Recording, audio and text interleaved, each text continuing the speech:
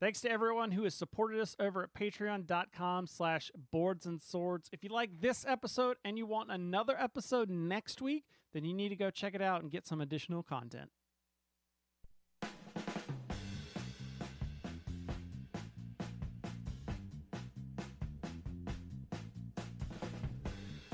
It's Sunday, February 21st, 2021, and you're listening to Boards and Swords.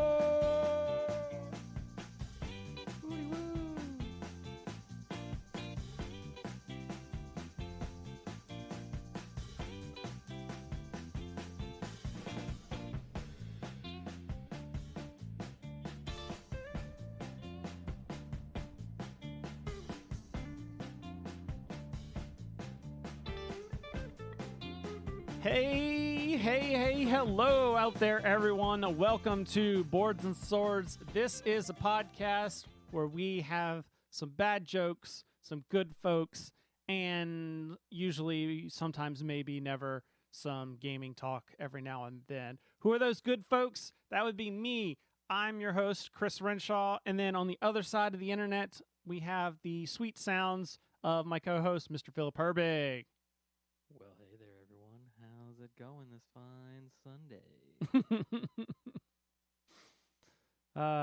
You can't keep that up forever. I really can't. I really can't at all. In fact, it was like it's like, do I have to turn up the volume? Because you went low when you. So, anyways, at the top of the show, I just got to say, Newton was right. When if you paraphrase Newton's first law, it said that the object in motion stays in motion, an object at rest just doesn't want to get out of the recliner. Yep.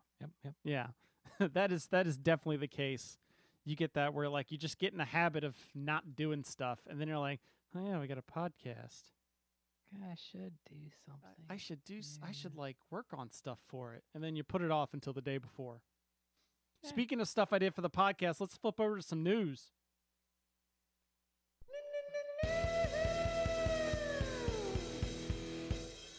So I wanted to make this episode like really focus on Black History Month, since like it seems like there's been a couple of people doing some really good work highlighting some creators, but I felt like a lot of it got tucked under the rug by a few quote unquote scandals and like people just being buttholes on the internet. So I was like, oh, I'll do news that like highlights. So the internet. Yeah, exactly. All right. Well, it's the internet when it gets to the point where it just doesn't care anymore because we've been in, pandemic so long. Yeah. So I was gonna like try and feature some of that, but then I realized that like if I really wanted to do that, I should have prepped like a month or two ahead of time and gotten like people to send me, or like companies to send me like Kickstarters they were doing and stuff. Because it's like, oh, if I just look on Kickstarter as to who I think is Black, then that's just an even worse problem. Right. You wanted to put some effort into this. Yeah, I didn't want to like but we do have some stuff later, so we will get to that. But I have like some standard kind of new stuff because the other thing is there was at least one story at the end that I really needed to talk about because it's a game that was near and dear to my heart at one period of time. Okay. But first, we could say that two creators have gone and let themselves start a new company. And that is Isaac Vega, who we have interviewed on this show before. He was the guy that made Ashes, and he did Raxon, and I think he did Dead of Winter. I think he was responsible for that too. But he and like a good responsible or a bad finger waving responsible. Like it was his idea. Okay, all right, gotcha. Just the way you said responsible, like he was responsible for that. Well, I meant like that was his brainchild. Like I think that was one of his first games. It's his fault we have that awesome game. Yeah, exactly. So he and Lindsay Rode started a new company called Rose Gauntlet Game or Entertainment. That's the joke. All right. So they announced this a couple weeks back. The first game that's going to be there is Keystone North America, which it looks beautiful. It's got the picture of that screaming groundhog. Yeah, it does. Like the like overly excited one where it's like dun-dun-dun. Oh yeah. This doesn't necessarily look like my type of game, but this looks like Colin and Cindy would be all over this. You know what I mean? But it does have a crab. Is it a cave demon? But they said that they're Crab going to out. be there's going to be like other stuff coming that might be more in our taste. Like they're going to be doing a tabletop RPG called Life After Dungeon, and it's a 1 to 4 player RPG. Think about that. The battle is over, the journey is done, and yet somehow the adventure continues. Step into the world of after and rediscover what you left behind. Wait a minute, this is sounding like the World of Warcraft game I've been playing right now.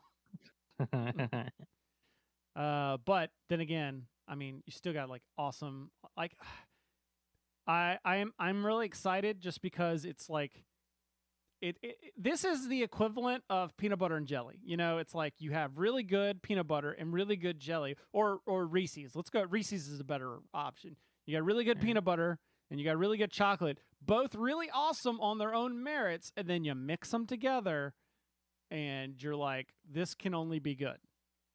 And it's the reason I pay the fat boy tax to my health insurance. There's another one here, Gone to Gaia. It's a, I think this is a video game actually that they have in the works. That's that popular roguelike. Yeah, because I was looking at that, and just looking at the 3 characters that are right there on on the artwork, I was like, hey, I wonder if that's a little bit Destiny inspired. Yeah, it does look a little Destiny inspired. We've got like a Titan, a Hunter, and a Warlock. Well, I saw a twist to the roguelike genre, which I always have trouble figuring out what they mean when they say that, because I know it's a popular thing, and I've not played the big ones that everyone talks about, like Slay the Spire and Hades is always what people, when they talk about roguelikes, whenever somebody describes it, I'm like, isn't that just Diablo? Oh, yeah. But apparently Diablo's like got traits of it, but it's not. Because like I think you're. The idea is like as you get deeper, you get more and more powerful by surviving. Yeah. There's a roguelike dungeon in World of Warcraft now called Torghast that does that. Oh, okay. You get to like the end and you've got like all these superpowered abilities. Like, hey, if I death grip that rat, he explodes. And when he explodes, he like stuns everybody in the circle for, you know. And then you leave the dungeon and you're like, oh, I don't get to keep that ability. Oh, that's lame. Yeah, but for like a few minutes, you're just like, I am unstoppable. Phenomenal cosmic power. Living space. Yeah. Hey, Mike Hargis, one of our recent patrons, is in the chat room. How is it going, Mike? So you just started. We just so speaking of games that Colin and Cindy, or specifically Colin, was into, this next one that was Metal Gear. Apparently, Metal Gear turns out to be not so solid. And that is so back in 2018, actually, it says PAX Unplugged. It says was when they announced the Metal Gear Solid, the board game, coming from IDW and designer Emerson Masucci. It was like coming 2019. Well, 2019 happened. 2020 happened. Still no game. And then about a week ago, Masucci announced on BGG that the game is not coming to market anytime soon, at least not with IDW. So like they lost the license. So that's disappointing. I know people that really like Metal Gear Solid and that franchise were really looking forward to this. But in the meantime, you could go play Spectre Ops because it's kind of a similar game. And I think Emerson Masucci did that one too. Okay. I will say though, I didn't like the hiding. I will say Metal Gear Solid does have like it has the record for me as the thing with the most WTF moment ever in a video game. And that's when you get to the end of Metal Gear Solid 2 and just like the plot gets flipped on its head and you're like I put the controller down afterwards. I'm like, what just happened? I don't know what just happened. Like it gets into some like deep QAnon type like conspiracy stuff. not like that exact, but I'm saying so like that realm of crazy. Was it 2? I think it was Metal Gear. Was it 2 or 3 where you had to you're fighting the one enemy boss and you had to plug your controller into player 2's slot? I think that was 1 actually. Oh, was that the very first one? I think so. Okay, yeah. Like because I think that was a neat concept. I think we brought this up before somewhere, and I looked it up after you brought it up. Did we? Okay. I think that happens. I remember specifically having to look it up because someone had said something about it. Something popped up. Yeah. So for me, all the Metal Gear games, it was like the hiding. I'm just like, no, I just want to barrel in and shoot things. I do like that they had that be when they brought in Solid Snake into Smash Brothers, and that was like his shield was the box. Yeah. All right. Another thing that's happened in the past couple weeks is Plaid Hat has decided it's time to kick some ashes. And that is, we've been starting to see. I did not subscribe to the Ashes Reborn subscription, so I don't know what the exact status is. But they've been pushing hard the content releases of new Ashes Reborn stuff. So if it's not out, it's got to be super duper close. Like they've been having the link we have in the note and then in the show notes is just one of these kind of preview pages, and then like Rodney did a new Watch It Played on how to play the new version of Ashes. I've been seeing stuff about it all over the place. Team Covenant's been doing playthroughs on their channel all over the place. So just a lot of stuff happening. And I even sent it. Gotta feel that hype train, man. Yeah. So Philip, have you gotten? Because I sent it to you, and you were asking me questions about it. Are you getting curious at all?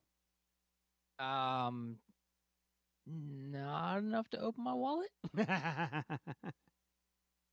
All you gotta do is it's only like whatever $30 or whatever to get that upgrade kit, man. That's all it takes. Oh yeah, that's all it takes. I see itching over there too. I know. Look at the $30 I tell you kit, what. man. I tell you what though, the sad part is like I almost want to rebuy the game just to get this new box art. Like how awesome is this box art? Oh yeah, the box art was Like the original box art was fantastic, and then it's like this one's just epic. All right. Last story I've got for you. This is the one I felt like I needed to talk about, and it's time for L5 Gone. And that FFG announced this week that they are ending the Legend of the Five Rings card game. So they're not done with the property yet, as Edge Entertainment still has the company still has the rights. They bought the property, so like it's a property that they can make content on. That's an IP that they own and don't have to pay rights to anybody. So they're gonna do stuff with it, and I imagine like they had the one they had an area control kind of game that was like a Welcome to Rokugan, a Battle for Rokugan or something like that. That was really I heard people talk really well about it, but the RP or the LCG, I'm getting my acronyms all mixed up. The LCG has come and gone now. Really not surprised at all, but I am given a little bit of hope because they also announced the last expansion, which you're like, well, why would you play a game that's coming to an end? But the last expansion is this premium expansion box under Fooling Shadow that features cooperative play, which means that because basically the people I've gotten to play L5R, it's been like, hey, here's a deck, let's play. And I still have all those cards, and it doesn't mean those cards are useless because I don't have anybody else to play against. But now I can pull out those decks and be like, hey, let's fight this over this Oni or whatever it is that they're gonna have. And I've really gotten big into the cooperative LCG, which is honestly where the format is the best. Mainly because not everybody has to buy everything. Like when we play Arkham Horror, I go all in and spend, hundreds of dollars on getting everything. But like Mike, Corey, and Jimmy, they just be like, that's a cool game. Chris has got all the stuff. I don't need to buy anything. And we can have fun playing, unlike L5R or any of the competitive LCGs they did, where it's like, if we want to enjoy and have a good time, like, honestly, we both need to be having a full set of cards or a decent set of cards. Yeah. And that was always the thing, is like, not only that, but it was also the L5R was almost doomed from the beginning, because the issue was, and this is something that's happened a couple times, the base core box was terrible by itself. If you only bought one core box and you only played with one core box, it was a horrible experience. Like, the games went like 2 hours long because you didn't have enough variety in cards. And the same thing happened when I played Game of Thrones with one box. Me and you, I think, played Game of Thrones together that one time. The Squadron mini movement game? No.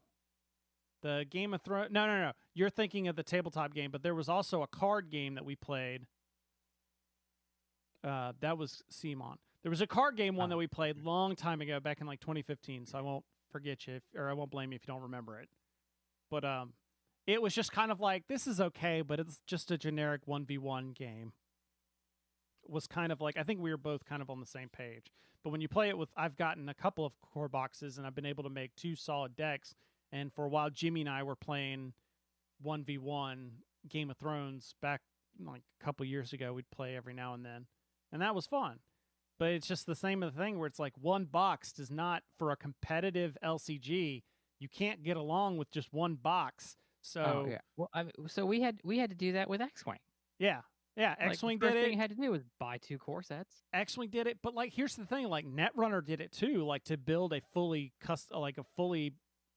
competitive deck, you really needed like 2 or 3 core boxes. However, the core box game of Netrunner was still fantastic on its own. Like, even like you probably couldn't have gone to tournaments in one. Like, you would have needed more cards for that. But it, like, when we were playing, I don't think you ended up, because you're not a big fan of the asymmetric stuff. Right. But I was flabbergasted when we first played it, which you could still find on the stream or on the YouTube channel when we streamed that. And it's like, it was 2 hours long that time, because it was a lot of like flipping through the book of like, what is that? What is that term? Yeah. What does that term mean? Because like, your deck wasn't your deck; it was like your heap or your stack. So yeah, Mike talks in the chat saying that cooperative LCGs last longer than the competitive ones, and this is why, because not every single person needs to buy everything.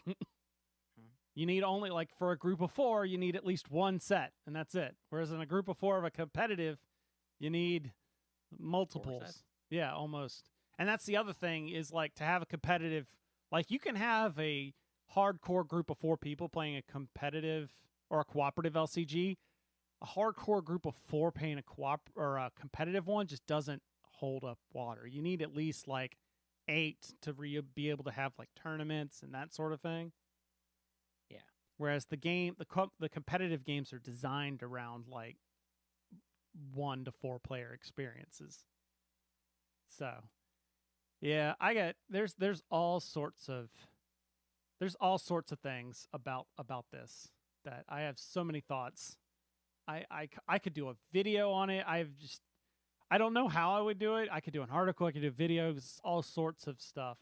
Like, they could have fixed this like even before the pandemic, like 2 years, or when they decided to do the Marvel Champions route of like, hey, we're gonna make heroes as their own decks. They could have been like, oh, by the way, we're gonna take this setup and we're gonna use it for L5R too, where instead of releasing 6 packs with all the clan cards mixed in, we're going to make 6 or 7 packs, each pack being a different clan, and each one is a separate deck. So if you want to play, you just go buy this one $15, $20 deck. Like Ashes did that when they did the expansions. Each expansion was a full deck, but if you bought them, then you could deck build and do whatever you want. That's what this game needed. Where I can say, hey, $15, you're in the game, instead of saying, hey, $80. $120 and you're in the game. And you'll be no $120 and you're I mean you're kind of that gets you the core set stuff. Yeah. Mike also says the new Descent looks meh. I disagree. That one looks pretty legit. I mean, it does look like what if Fantasy Flight did Gloomhaven, but I don't know. I feel like we need more on that one. So, and with that's all the news we have. So, hey, box art kind of looked like are you talking about Descent? Yeah, box art kind of looked like Diablo. Yeah, it does. Mike says don't like the minis. So you don't like the style of the minis, or that it has minis? Because Descent's always had minis, and we're gonna go to fisticuffs if you're talking about like the fact that there's minis in it. But if it's this art style, that's an art thing. Everyone has their choices. But what I was gonna say is I actually played a board game. I mean, I on any given week I always do play at least one board game because I always have our Arkham Horror meetup where we play Arkham Horror once a week, and we just finished up the first big campaign, the Dunwich Legacy, which is really cool because it was the first campaign I've repeated, and I was always curious how the repeats went. Like I've repeated scenarios a couple of times. This is one like I already knew, quote unquote, how the story ended, but yet I still had just as enjoyable time. A, because it had been a year, so I'd forgotten some of the finite details. Like I knew some of the basic themes, but I'd forgotten like, oh man, is this the one where we need this thing to, so I couldn't metagame it too much. But even if you could, the way the game is, it just works really well for replays because they'll have different versions of the same locations so that you don't always get the exact same version of each location. They'll be like, pick one of these two, put it into place, set the other one aside. So you may get the other one, you got like a 50-50 shot of getting the same thing. So that's cool. Also, we played one of the new exits, the escape games. I got the family to play. It was the Enchanted Forest. Very fairy tale themed. It definitely kind of played like imagine if you took an escape room and made it kind of like Once Upon a Time-ish, like the show. Okay. Where it's like set in a fairy tale setting with all the fairy tale people in it kind of thing. Yeah. It was very cute. However, like it was kind of like cute in the sense of, did they make this for like people to play with their kids? Because I don't know if the kids would have gotten the puzzles, or did they do it to just kind of be cutesy to where like you could play it with like teenagers and it might be something that they'd be into. So that was the one thing. I mean, it was a solid game. The only problem is the middle puzzles were challenging. I mean, this was like a level 2 or 3, but it had been a while since we'd done one, so I didn't want to overwhelm them with like a super hard one. Right. The first and the last puzzle, it took us forever to figure out. Like the puzzles in between took about as much time as you would expect for us to like, what about this and what about that? And then like, oh, okay, we'll figure this out. But the first and last puzzle, there was just like a lot of time spent just kind of, what about this? Nope, that's not right. What about, nope, that's not right. That ain't right either. Just so much time. And then it finally just like clicked and you're just, oh, I don't know what it was. I don't know if it's just us or if if it was that way. Because at first I was like, well, maybe the first puzzle was just hard because we're getting our brains back into thinking like that. But then the last puzzle, it was like the same way. And it was just like there were, like we had kind of like we had like all the pieces in the right way. It was just minor details of we were reading things wrong or didn't look at something a right way. And it's like, oh, we should have done this. Right. And Mike goes, exit games are what my wife and I do on date night at a restaurant or a bar. It's fair, although there's like so much going on. I could see that being distracting for the time wise. Like, because you're wanting to do, you got a timer for a score. Like, it doesn't matter like if you finish in time, but just like you got it trying to do well and to give you that like escape room pressure. But I don't know, like all the noise I think would be too distracting. I feel like it'd be hard to focus on like an escape room type game. Yeah, I can see that. But it's definitely the right table space first, size. Just distracts the waitress. First off, you never finish. Yeah. So how's Destiny 2 going? It's going pretty great. Yes. So what do y'all do? Like, are y'all max level at this point? So it's. How does that work? So the way it works is there's like a minimum power level recommended to play end game content. Yeah, but isn't it like you level to a certain point and then it switches to power level? Like gear score, basically. Well, so I don't think so. I think they got rid of levels in general. They pulled a cataclysm, is what they did. Yeah. Because like when I did start 2 new characters just to have because there's like some character specific gear that you can like access. So my main has like all the money and stuff, and I buy the character specific stuff, put it in the bank, and then give it to the other guys. But so like you start off your like light powered abilities are completely unlocked. You don't have to go through missions to like unlock the different segments of the power tree anymore. Okay. Like the Traveler is completely alive and well. There's a bunch of maps are just missing. Like there was this map that was basically you're on, was it Io? Like you could go to Mercury. Mercury's not there anymore. Io, that map's not there anymore. It was like a water world, and you're jumping around on these oil rigs almost the whole missions. Yeah, so like everything's completely changed. But yeah, so you jump in, and so like the minimum end game for this is season 13 is power level 1250. Okay. And there's some cool stuff floating around. There's an artifact that you have that levels up as it gains experience. There's season experience, so that's kind of like a level up type thing. That goes up to 100. The artifact normally goes to like 12, and that has different mods you can slot into your armor and all this kind of stuff. So I mean, we've been having a blast doing it. Nice. So are you all the way up for the current season, or are you still catching up? How do you mean? Like you said, there's like a current season. There's like an experience bar that has 100 levels on it for every season, and I mean the season only popped on. It's every Tuesday, so the 9th is when the new season started. Oh, okay. Yeah, I thought you were saying like to do this season's worth of content, you had to be at this level, basically. Oh, no. I mean, for end game content, it's recommended that you be at 1250. But I mean, you can be running around at power level 1200, and you just die a lot. And you're past that at this point.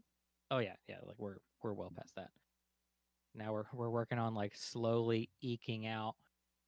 Okay, like all right, kill some stuff. Hey, this is 2 power level points higher than what I'm wearing. Let me attach that. Yeah.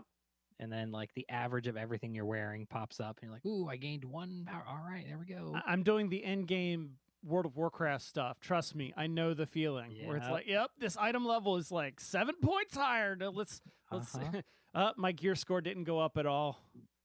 But the next one made me go up a level.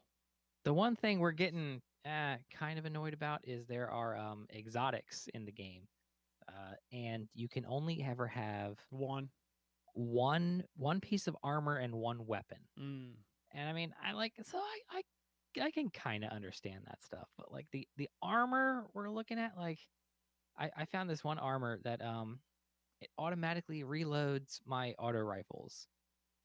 So like as I'm shooting, I'm like, okay, I went through all 43 rounds. Why am I firing? Oh, because it reloads like 5 rounds every 2 seconds into the mag for me.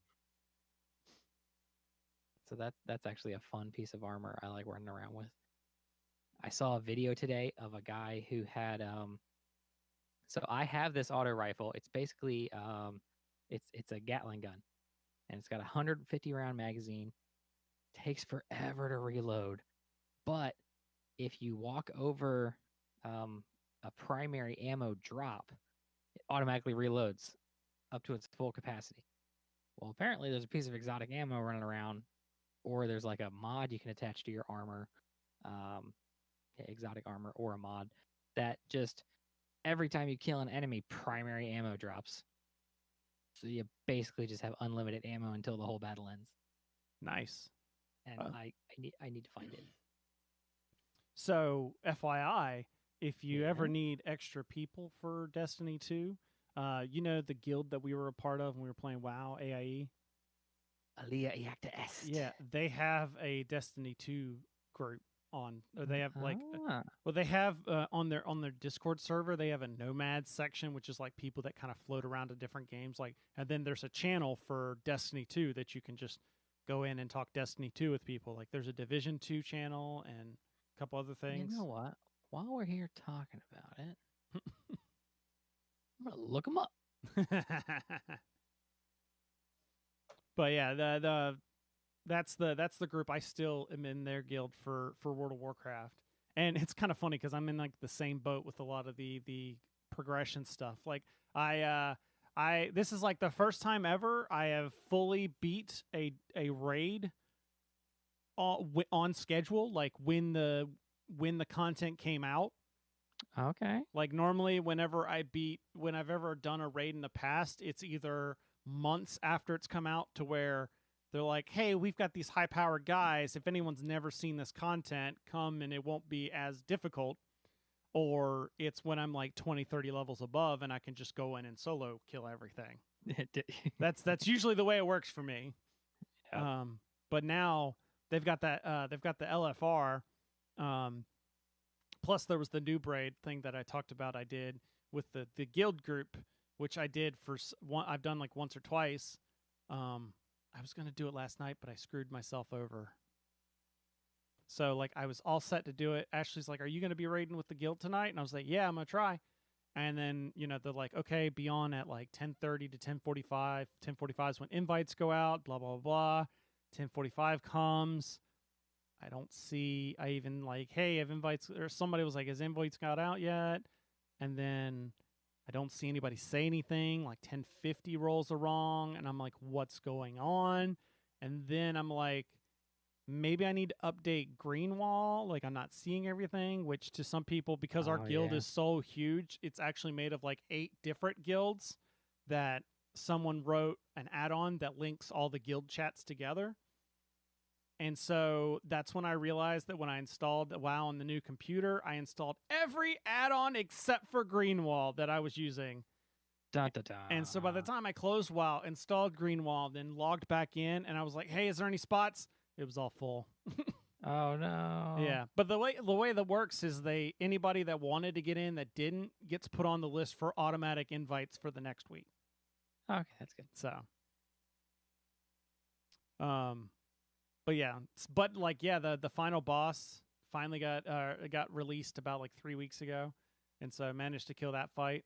That was kind of cool because it's all about this because it's the vampire place I was talking about. That's all like repent of your sins. So the boss is like, you must repent of all your sins. Release your sins, and you will. It's a very kind of very gothic would probably be the best way to say gothic looking raid. All right. Really kind of cool though. But besides that, I've done the LFR, which you get a bunch of people. I mean, it's like randoming a dungeon, so it's got its pluses and minuses. But at least I get to see the raid. It's also like the lowest difficulty to do it. Like I'm to the point where if I do any of the dungeons on like mythic difficulty, they give me like 10 item levels 10 higher than the LFR level raid because that's how low LFR raids are. Oh wow. Yeah. Uh-oh. What? So I found the AIE site. Yeah, they took away. Man. I'll have to get with you afterwards on how to get in with that. Okay. Because well, they it gives me a when gateway timeout. Yeah, when they went to the new the Discord instead of using the application stuff, they changed things up. Okay. Well, because like I clicked on the Discord. Yep, and he's gone.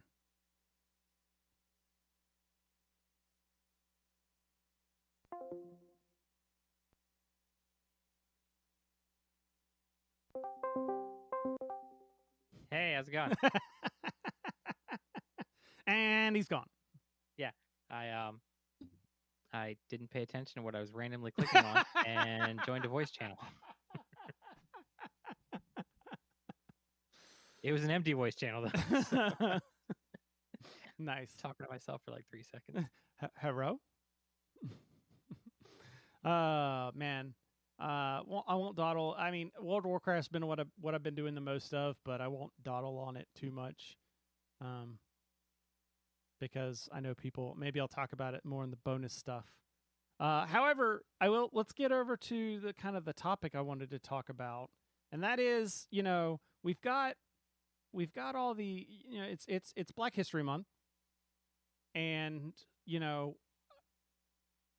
we always try and show. We always, at least here on the podcast, we love inclusiveness and diversity. So I just kind of, what could we do, sort of thing. And we were talking with the Slack people, and because to most people, a designer is just a name on a box. So you don't have any idea what that person's like or their background, any of that stuff. So I thought, hey, wouldn't it be nice if we just kind of went in and thankfully BGG's been doing this like spotlight on Black content creators and board game creators. So I kind of I saw some of this from that. So I've pulled those pages, and I just kind of I scrolled through and picked out like people that were in some of the realms of games that we play, like specifically me and you, or anybody that we've talked about on the podcast. Okay.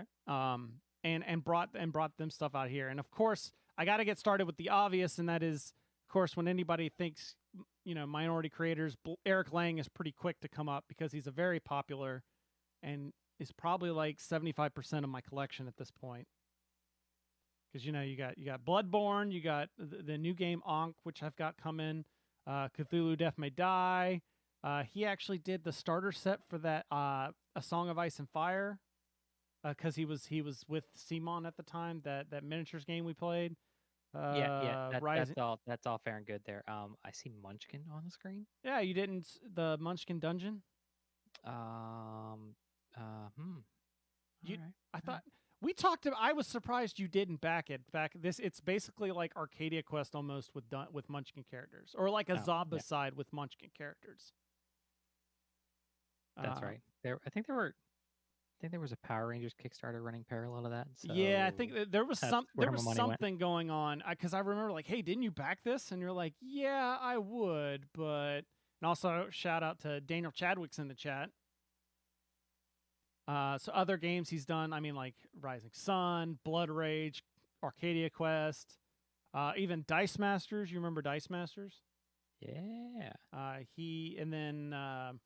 Which I never played. Ever.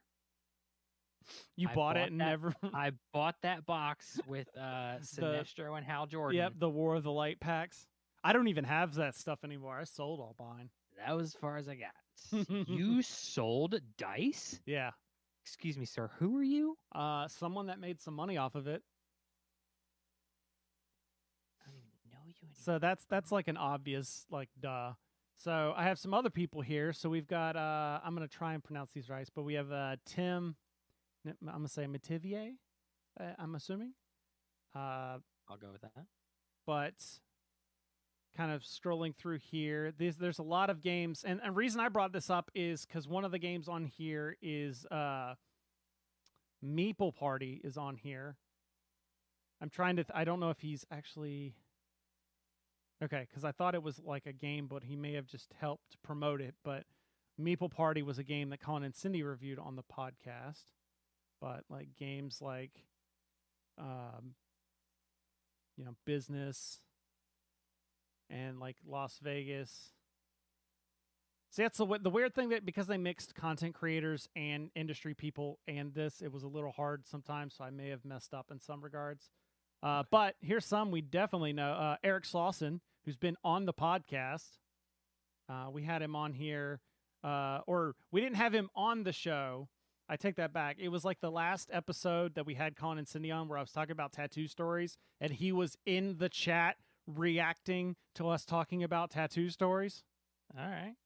So there you go. That's one. And also he's had a new game coming out that's Monstrosity. So it's monstrosity, but like Drawcity. Monstrosity. So you got that. He's got like a new game coming out. I've heard him mention it before, but Nerd Word Science. Each round, the lead scientist chooses a term with a hidden pool of science words, then reveals a series of one-word clues associated with the science term. Then you must begin with a different letter, each first letter. If neither team figures out the term, then they get a final clue. So kind of, it's like a science, and it's like a science code names-esque sort of game. Right. I say codenames just like the one-word clue type thing. Yeah. Then, of course, we've also had on the show Amari Akil. Yep. With Rap Gods and Hoop Gods. Yep. So I'll brush over that one quick. Here's one I didn't know about, and I was kind of shocked the most that I just never knew this. And that was Damon Stone has played like a lot of games that I've played, and I just never knew. In fact, most of the time, he's one of those like sub-designers on there, like maybe not the first name that appears on the list. So I didn't even know.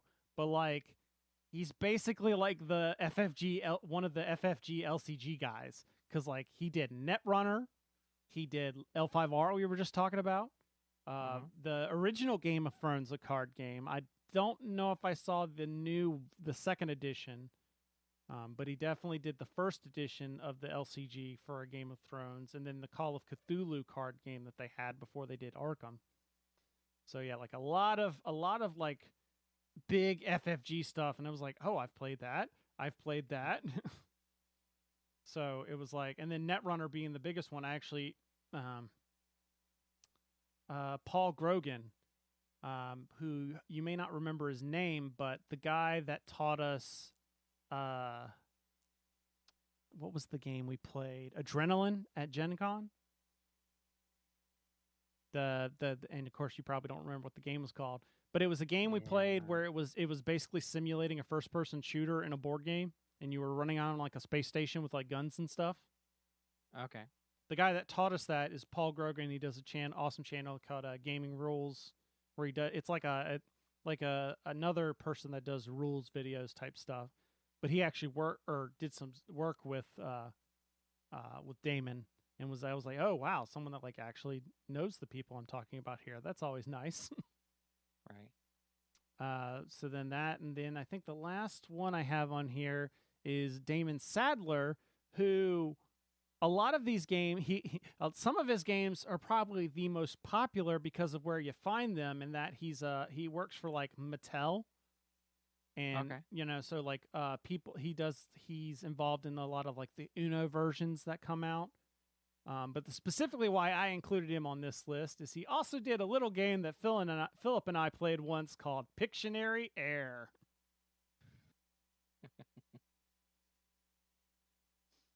And that is, there it goes. Get the screen here going. Pictionary Air. Where if you haven't played this is actually really fun to play. I got this I didn't even plan on it, but I got it like one of those white elephant swap things. And it's definitely fun. It's definitely a great game to play with like a family that doesn't play board games. So like you may not be able to get them to play Catan, but everybody knows Pictionary, and this one's just goofy enough that it gets everybody laughing to the point where because you've got basically a little pen, and on someone's tablet or screen or something, it'll appear like they're drawing in the air what they think, and then like behind them on the screen, everybody else sees what they're drawing, and you're trying to guess the word. And it's just a lot of goofiness goofiness happens with that. I have to see. Was a fun time. Yeah, and what was it? Says sample at Gen Con 2019, but I want to say it was 2018. Well, no, you didn't go to 2018, did you? No, 18 was what I missed. Yeah. Okay, because I don't remember it being 2019 when we tried it.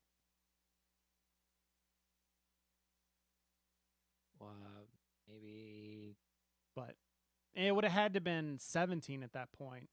And I feel like that was so it must have been, yeah, because it says Pictionary was like a 2020 release, which I got at the end of 2019. So it must have been 2019 we saw it.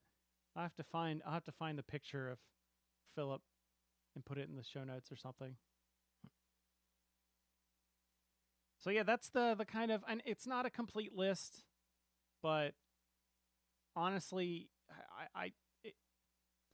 it's definitely not a complete list, and there's definitely a lot more people that we could have talked about here, but I at least wanted to devote some time to it, and we've been a little off on our episodes, so getting the energy to do stuff, but anything's better than nothing when trying to highlight diversity at this point. So with that, Philip, why don't you tell people what kinds of things you think we're going to talk about in the bonus bits that'll convince people they should go subscribe for $1? So in the bonus bits, I mean, what don't we talk about, Chris? It's kind of like, what cool things have you been doing recently that were in the... I already talked about all the cool stuff I was doing. I play Destiny. And I eat macaroni and cheese. All right. But what Philip's trying to say is that No, carry on. What Philip's trying to say is that after we shut down this show, we're going to keep talking for a little bit. And I've got some comic stuff we could talk about. I've got some show stuff that we've been watching and all that. If you've ever been curious of like, what kinds of comics do they read? What kinds of TV shows do they watch? And that sort of thing, then you need to go to patreon.com/sportsandswords and just back for a single $1. And you get access to those bonus bits episodes, which I've staggered them so that they come out a week after the podcast. So in essence, when we get back to a regular schedule, you'll have a different episode every week, which hopefully, now that we're getting out of like the cold pits of hell, that we'll as we're starting to de-thaw a little bit, we'll start having the regular content. I think Sunday night's the night. This seems to work best for getting together and getting stuff done and not having you race home right after work. Yeah. So, and then we've got a couple of feedback things, or a couple of the community bits. All right. Specifically, I think it was Daniel Chadwick. Actually, he decided to go all inside the actor's studio on us. I should have pulled. Are we gonna get some fancy chairs and a table? And we have to. Where did I see it? There it is. Pull up his. All right, stealing an idea from the actor's studio and James Lipton. Here is a list of quick questions. Favorite gaming component: dice, minis, cubes, or etc. I mean, it's got to be dice, right?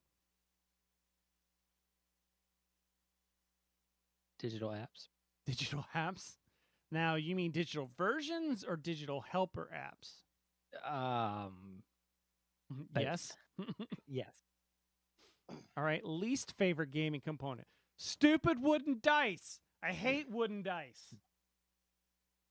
They're just so bad. We were talking about this. They came out with the new Zombicide. The I forgot what it's called, but it's basically a Western Zombicide. And it looked kind of cool because there's actually a train track on the side of the board, and there's a mechanic where a train will come through, and if you can get zombies to pour out onto the train track, it'll come through and crush the zombies. I was like, okay, that's kind of cool. I don't like Western games, but that's kind of cool. But then I saw, like, for thematic purposes, I guess, they had wooden dice, and I'm like, I'm out. Have Colin and Cindy bought it yet? No. Okay. Not enough into the to jump on the Simon train. I tried. Okay. I tried. Trust me, I tried. It's Western. I know. The wooden dice is an optional buy. Oh, it looked like it was listed in the main components. I still need to finish painting my Black Plague 5 years later. What about you, Philip? Least favorite gaming component? Least favorite gaming component? I would say, and okay, so I got spoiled by the Broken Token Terraforming Mars player boards. Yeah. So it's like player boards that don't have like specific spaces. That don't have something to contain the little things you need to keep on there. It's a fair point. I mean, even if it's just like, you know, a 5-piece of paper thick thing with a couple of hollowed out bits, that's perfect, man. Like it doesn't need to be all nice premium laser cut like Broken Token. Just give me something that'll, hey, you need to keep this little marker on this spot. Okay. And then somebody breathes funny and it flies away. Right. That was one of the which I did put with because that was one of the things when the very first Kickstarter I ever backed, that Ruby board game. Yep.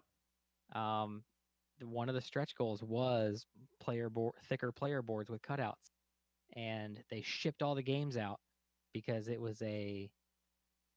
became an unlock for every single person who backed, and they shipped out the game, and they were like, hey, you're going to be getting a second tracking number from us because we forgot to put all those in there. Oh, speaking of Kickstarters. Hey, you remember Millennial Blades? Yes. Or Millennium Blades? Millennial Blades. I got in this huge giant box. I still haven't opened yet. I just got this in like Thursday or Friday. All right. Huge. I think this is supposed to contain like all of it, because one of these boxes feels like really light and the other one feels really heavy. So I think one of them is like the old, the old, like an empty box to put all your old stuff, and then the other one is the new box. Okay. Hey, that looks pretty sweet. So it's like, sweet, I got in a Kickstarter of a game I can't play because Ashley and Chloe are not going to play it. And you can't really play it remotely. Yeah. That'd be cool if they could. I mean, there's ways, but it wouldn't be the same. Oh. Yeah. Favorite and least favorite color? I don't really have a least favorite. I'll play just about anything, but red's like favorite. Yeah, red was always my go-to. And then if I can't get that, I get green. Yeah. I usually go black is my number 2, and then like primary colors. Like then it's like blue, and then it's like yellow, or then green. Favorite thing to yell in frustration? I don't think I can say on this show. Because it's usually a curse word. I don't know if that's we don't have a bleep on the soundboard, Chris. I don't think that's a favorite thing to yell. It's just the thing that I yell the most. It's the remember that Futurama episode where they couldn't remove a bomb from Bender, so they just switched it to his least used word ever. It's like Chris's most used word in frustration. Favorite thing to do while waiting for your turn? I don't know. While waiting for my turn? Depends on the game. Yeah, that does depend on the game. If it's 100% like depends on the game. If it's D&D and we're playing like with like 10 of us around the table, it's going to be pulling out my phone. Yeah, and like, going through a mobile game on my phone while I'm waiting for my turn to come back around. If it's something where everyone else's turn is going to affect what happens on my turn, then I'm 100% paying attention. Yeah. And also if it's Star Trek Ascendancy, I'm trying to influence people. Then he also has what sound annoys you or enjoy. I'm gonna skip that just because I don't really have an answer. other than just a lot of sound, like not being able to hear. It's unexplained electrical humming in your headphones. Shut up. What flips your table? What's your breaking point in game? There's only been a couple of times where I felt like I legitimately might flip this table. And I think it had to be in like legacy games bring this out. Specifically Seafall and Charterstone. Those were big on the I'm going to flip this table. Mainly because you're behind. You're behind in like the overall game. Or you have an idea and like it takes you a while to get things set up. You have to get your engine going in a specific way, and you're like one turn out from like scoring a bunch of points, and somebody just hits the end condition and it doesn't come back around to you. To where well, that was a waste. Yeah. Then there's been and it was you were so focused on getting your engine going and trying to get it going like as fast as possible because the end of the you can tell the end of the game is coming. There's not that many turns, so it's like, okay, I just need one more turn, I got this, one more turn, and then it would always be like Biker Jimmy would have it like, oh, I've finished the game or I've crossed this line, so the game's over, and I'm just that was legitimately I get up and just walk away because I just felt like I was going to flip the table. And I even when I came back, I'm like, not angry at you for what you did. I'm just angry at the fact that the game got us to this point. I'm just angry at the circumstance. I'm not angry at you personally. I'm not mad. I'm disappointed. No, I was mad. I don't really have table flip moments. It's just more of a I become kind of apathetic toward playing the game of where it's like suddenly the mobile game on your phone becomes a lot more interesting. A whole lot more interesting. But if I get to the point where I'm feeling like there's absolutely nothing I can do to every single move I make, somebody has a counter that they can immediately pop, and it's like all my turns just become a waste of time. Why am I still playing? Yeah. Oh, like that moment in that Cosmic Encounter game from years ago when there was nothing you could do until there was that one turn where you convinced us that you needed help or you weren't going to be able to do anything. You had no ships or anything. They were all in the warp. Yeah. That's still one of those that goes down in history just because you got us so good. We all we'll pile in, we'll help you, bring you back out so you could, because we all knew you weren't enjoying it, and then it's just you just crushed us. All these ships are now got you now, suckers. I'm not. And Dirtbag of the Year award goes to I'm not in here with you. You're in here with me. Oh, that's probably a good place to stop. So if you've got comments, questions, things you want us to talk about, if you've got things you want us to see, links to Kickstarters you're interested in, other questions you'd like to see us answer, there was somebody that posted a great topic that I'll have to take note and put it in a new episode here in the future. But anything, any sort of feedback, comments, questions, anything, either you can follow us on social media, send it to me there. feedback@boardsandswords.com is actually the best place to respond, because then I've got it saved in one place, but anywhere's fine. But with that, I think it's time to roll that beautiful bean footage. And that's our show for tonight, folks. If you love this and you want to watch us live, we record... so we're getting back on a schedule, and it'll be on boardsandswords.com/live when we do finally commit to something. Yeah, I got to go through and change the calendar. If you like what we're doing here and you want to see more of us, check out our other show, The Dirtbags of Holding. That's where we've played all of the amazing RPGs that are out there, and we completely frustrate our game masters and completely mess the games up. It's all a good time. All right. You can email us, like I said, Facebook or feedback at boardsandswords.com. You can send us comments and questions. We're also on social media.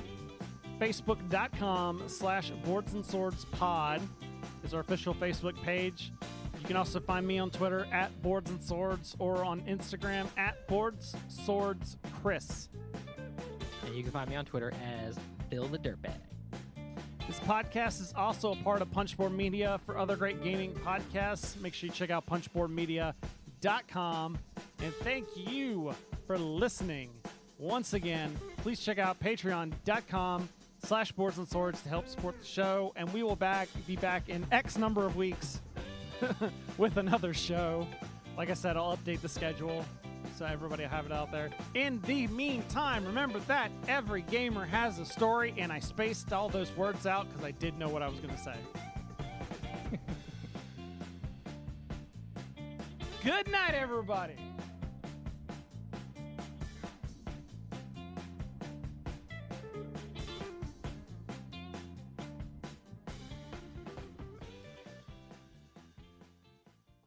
For those of you that are listening on the podcast, you guys at least got to go. I may have to take a screenshot or something and see the awesome on-the-air light that Ashley made for me.